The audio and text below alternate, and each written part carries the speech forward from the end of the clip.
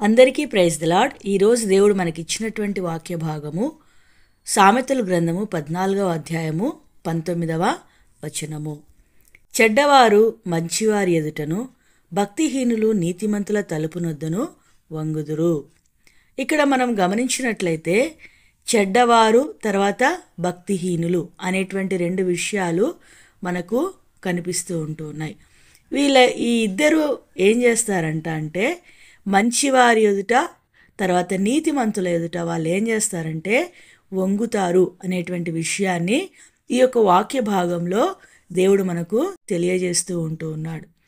అయితే ఈ వంగటం అనేది మనము పాత దినాల్లో చూసినట్లయితే పెద్ద పెద్ద భూస్వాములు కానీ తర్వాత రాజులు కానీ ఎవరైనా అధిక హోదాలో ఉన్నటువంటి వారి యొక్క ఇంటి దగ్గరికి వెళ్ళినప్పుడు ఎక్కువగా ఈ విషయాలు గ్రామాల్లో జరిగేటువంటివిగా ఉంటూ ఉన్నాయి. అది కూడా ఈ కాలంలో అంతగా లేదు, కానీ ఇంతకుముందు పాతకాలంలో ఇలాగే ఉండేదన్నమాట.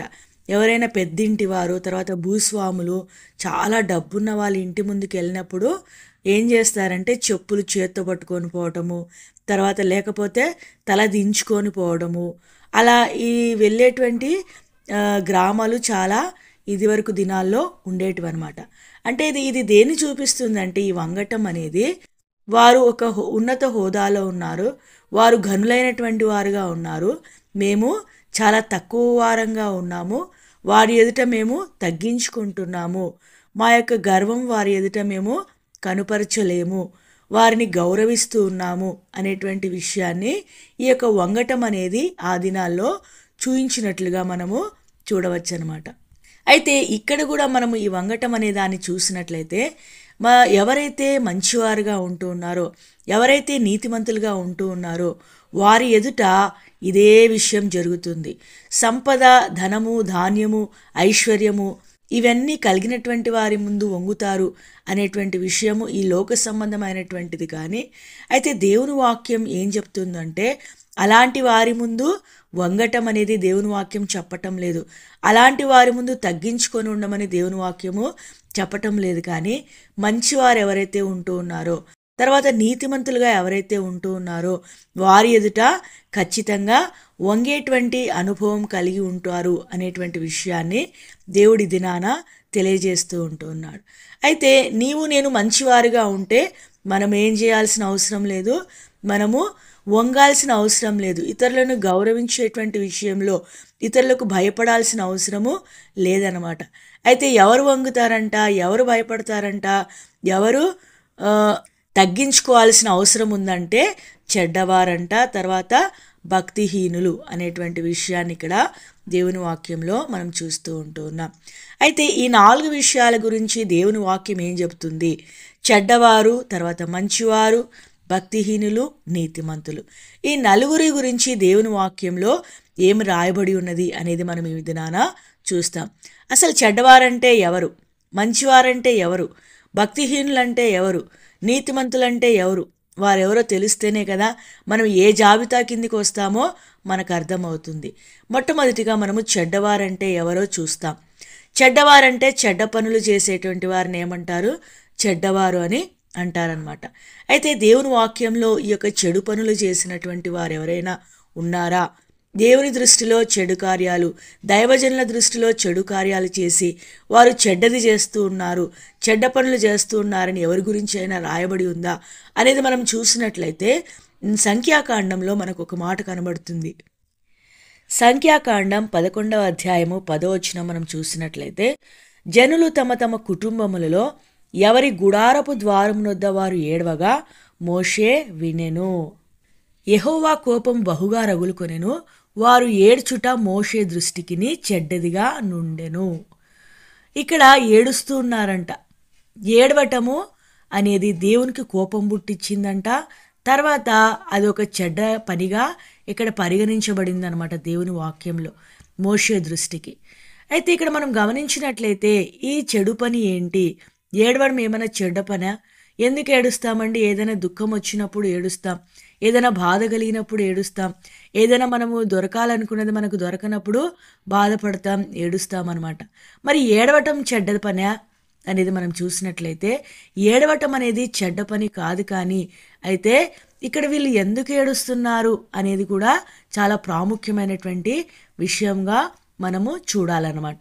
అయితే ఇక్కడ మనం గమనించినట్లయితే 4వ వచనం నుండి మనము ఈ యొక్క 10 వచనాల వరకు మనం చూస్తే మనకి విషయం అంతా అర్థమవుతుందన్నమాట.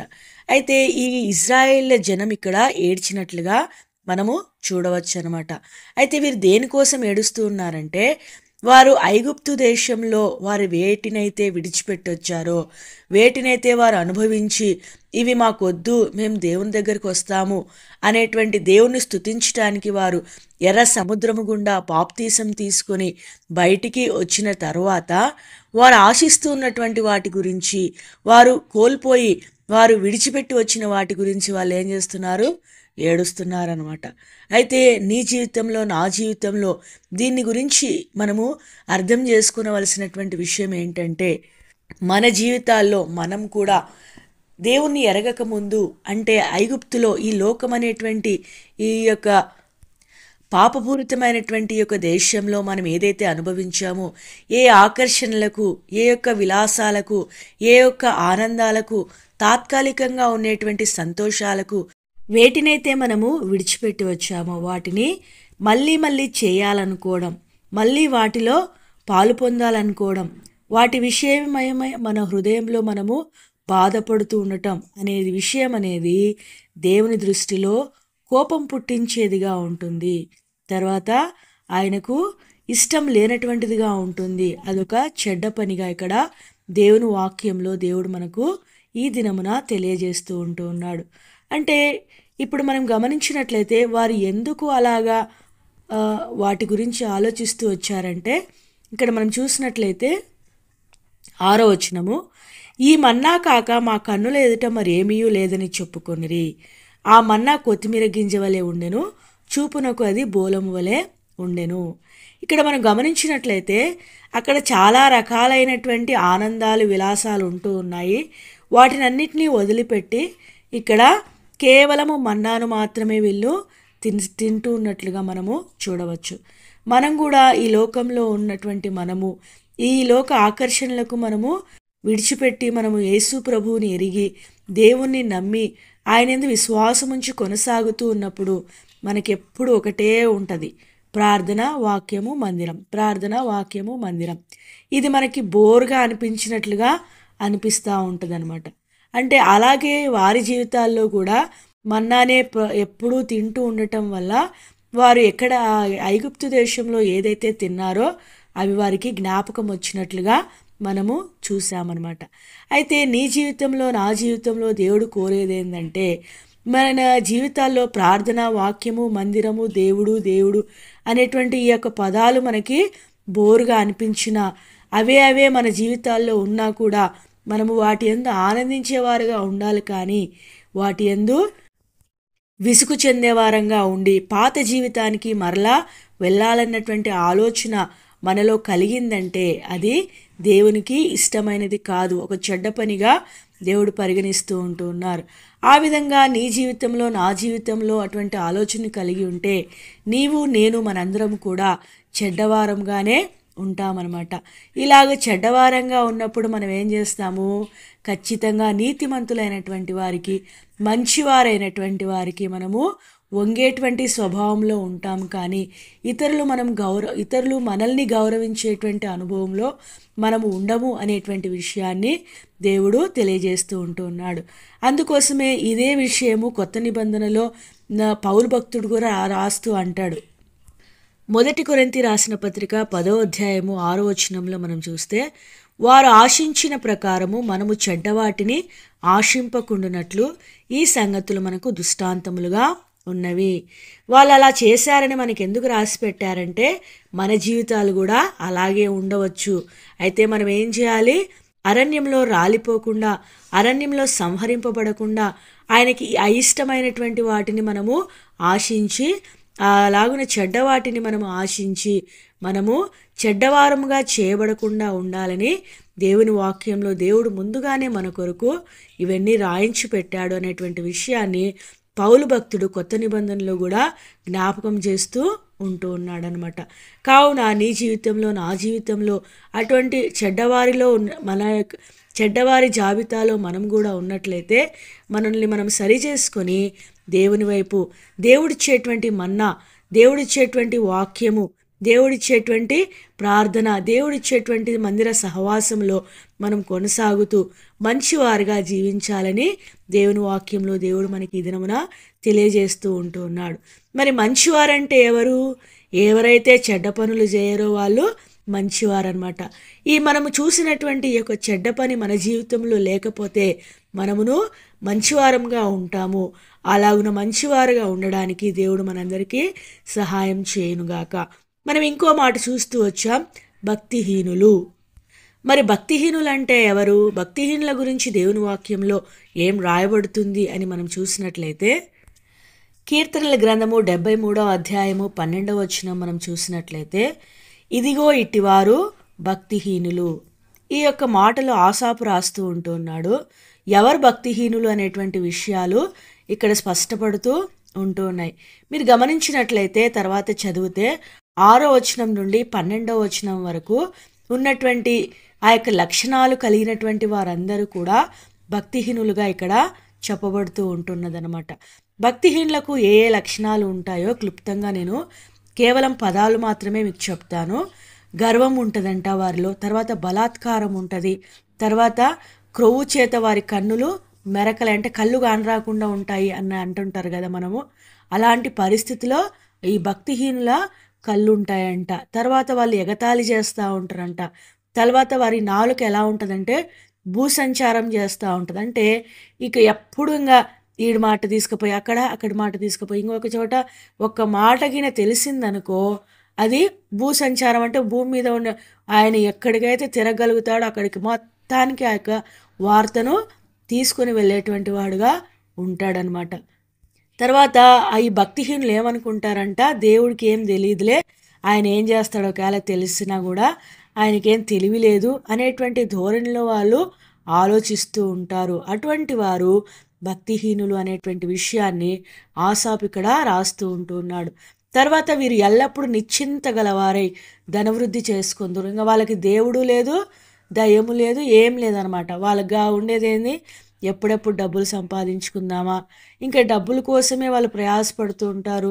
ధనాన్ని ఇది ఒక ఇల్లు సంపాదించుకుంటే ఇంకొక ఇల్లు, లేకపోతే ఒక 10,000 వస్తే 20,000, 20,000 వస్తే 30,000, అట్లా ధన సమృద్ధి కోసము, సంపాదన కోసం వాళ్ళు ప్రయాసపడుతూనే ఉంటారు. కానీ దేవుని గురించినటువంటి ఆలోచనలు వారికి ఉండవన్నమాట. వారి యొక్క జీవితాల్లో ఉండేటువంటి లక్షణాలన్నీ ఇక్కడ కేవలము మనము పదాలు మాత్రమే చూస్తూ వచ్చాం. ఇలాంటి లక్షణాలు నీ జీవితంలో, నా జీవితంలో మనం కలిగి ఉన్నామంటే నిజంగా మనం కూడా ఏ కోవ కిందికి వస్తామంటే భక్తిహీనుల కోవ కిందికే వస్తామన్నమాట. మనల్ని కూడా భక్తిహీనులనే పిలుస్తారనమాట.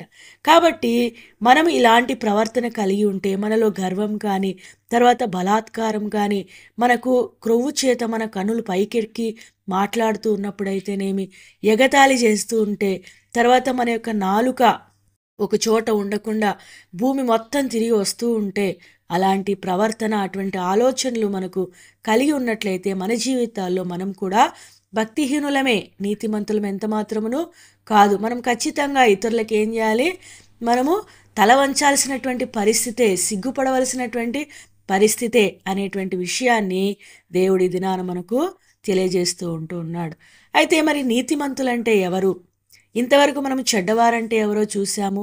తర్వాత మంచివారంటే చెడ్డ పనులు చేయని వారు గనుక వారు మంచివారని చూస్తూ వచ్చాం. అలాగే భక్తిహీనులంటే ఇలాంటి లక్షణాలు కలిగినటువంటి వారిని భక్తిహీనులని దేవుని వాక్యంలో దేవుడు తెలియజేస్తూ వచ్చాడు. అయితే మరి నీతిమంతులంటే ఎవరు? నీతిమంతుల గురించి మనము దేవుని వాక్యంలో ఏం రాయబడి ఉంది అనేటువంటి విషయాన్ని చూస్తాం. రోమీయులకు రాసిన పత్రిక 2వ అధ్యాయము 13వ వచనంలో మనం చూసినట్లయితే, ధర్మశాస్త్రము వినువారు దేవుని దృష్టికి నీతిమంతులు కారు గాని ధర్మశాస్త్రమును అనుసరించి ప్రవర్తించువారే నీతిమంతులుగా ఎంచబడుదురు. ఇక్కడ స్పష్టంగా దేవుని వాక్యంలో నీతిమంతులంటే ఎవరు నీతిమంతులుగా ఎంచబడతారు అనేటువంటి విషయాన్ని పరిశుద్ధాత్ముడు ముందుగానే మనకు రాయించి ఉంచాడనమాట. ఇక్కడ ధర్మశాస్త్రము అనేటువంటి దాన్ని మనం చూసినట్లయితే దేవుని యొక్క వాక్యముగా ధర్మశాస్త్రమును మనము పరిగణించవచ్చు అనమాట. దేవుని యొక్క మాటలు కేవలం వింటే నీతిమంతులు కాదంట. దేవుని యొక్క వాక్యం వినడానికి ఎంతమంది అయినా వస్తూ ఉంటారు. అసలు ఎక్కడైనా మీటింగ్ జరుగుతూ ఉంటే చాలామంది వస్తారనమాట. చాలామంది వస్తారు, వింటారు. తర్వాత అయితే వినటం వల్ల దేవుడు ఏమంటూ ఉన్నాడంటే, మీరు వినటం వల్ల నా దృష్టికి, దేవుని దృష్టికి నీతిమంతులు కారు, కానీ ఏ వాక్యమైతే మీరు విన్నారో దాని ప్రకారం మీరు అనుసరించి ప్రవర్తించాలంట. అప్పుడు మాత్రమే నీతిమంతులుగా ఎంచబడతారు. అయితే మన జీవితాల్లో మనము వాక్యం వినాలంటే బాగా ఇష్టపడతాం, వాక్యం చదవాలంటే బాగా ఇష్టపడతాం, తర్వాత దేవుని మందిరానికి వెళ్ళాలంటే చాలా ఇష్టపడతాం. ఎక్కడ కూడికలు ఏర్పాటు చేసినా కూడా అక్కడికి వెళ్ళడానికి ప్రయత్నిస్తూ ఉంటాం, వెళ్తూ ఉంటాం. అయితే మన జీవితాలు ఎలా ఉంటూ ఉన్నాయి, మన యొక్క ప్రవర్తన ఎలా ఉంటుంది, వాక్యానుసారమైనటువంటి ప్రవర్తన కలిగి ఉంటూ ఉన్నామా, వాక్యం ఏదైతే చెప్తుందో దాన్ని నా జీవితంలో నేను అనుసరిస్తాను అనేటువంటి పరిస్థితి నీ జీవితంలో, నా జీవితంలో ఉంటూ ఉన్నదా అనే విషయాన్ని దేవుడి దినాన పరీక్షించుకోమని మన ముందుకి ఈ మాటలను తీసుకొని వచ్చి ఉంటున్నాడు. అయితే ఎరిగినటువంటి నీ జీవితం, నా జీవితం, మన జీవితాల్లో మనము సరి చేసుకుందాం. మన జీవితాల్లో ఎవరిగా మనం ఉంటున్నాం? చెడ్డవారంగా ఉంటూ ఉన్నామా? తర్వాత భక్తిహీనులంగా ఉంటూ ఉన్నామా? లేకపోతే మంచివారంగా, నీతిమంతులంగా మనము ఉంటూ ఉన్నామా? ఇంకో చోట రాయబడుతూ వచ్చింది, నా వాక్యం విని దాని చొప్పున చేయువారు నాకు సహోదరులు అవుతారు, నా తల్లిదండ్రులు అవుతారు, నా కుటుంబస్తులు అవుతారు అనేటువంటి విషయాన్ని యేసుక్రీస్తు ప్రభువారి ఈ లోకంలో ఉన్నప్పుడు చెప్పినట్లుగా మనము చూడవచ్చు అనమాట. అంటే వాక్యాన్ని వినటంలో ఎంతో ప్రాముఖ్యమైనటువంటి విషయమే, కానీ అంతకంటే ప్రాముఖ్యమైనటువంటి విషయం, అంతకంటే గుర్తుంచుకోవలసినటువంటి విషయం ఏంటంటే దానిని, వాక్యాన్ని అనుసరించాలి, వాక్య ప్రకారం జీవించాలి, వాక్య ప్రకారం మన యొక్క జీవితాలు, మన యొక్క ప్రవర్తన, మన యొక్క నడవడిక ఉండాలి అనేటువంటి విషయాన్ని దేవుడు మనకు తెలియజేస్తూ ఉంటూ ఉన్నాడు. దేవుడు కోరుకునేది మనల్ని నీతిమంతులుగా ఉండాలని, దేవుడు కోరుకునేది మనల్ని మంచివారుగా ఉండాలని. కావున నిన్ను నన్ను మంచివారిగా, నీతిమంతులుగా చేసి ఇతరులు మన ముందు తలదించుకునేటువంటి విధంగా, ఇతరులు మనల్ని గౌరవించేటువంటి విధంగా మన జీవితాలు ఉండాలని దేవుడు మనల్ని కోరుతూ ఉంటూ ఉన్నాడు. అలాగున నిన్ను నన్ను మనందరినీ దేవుడు సిద్ధపరచునుగాక.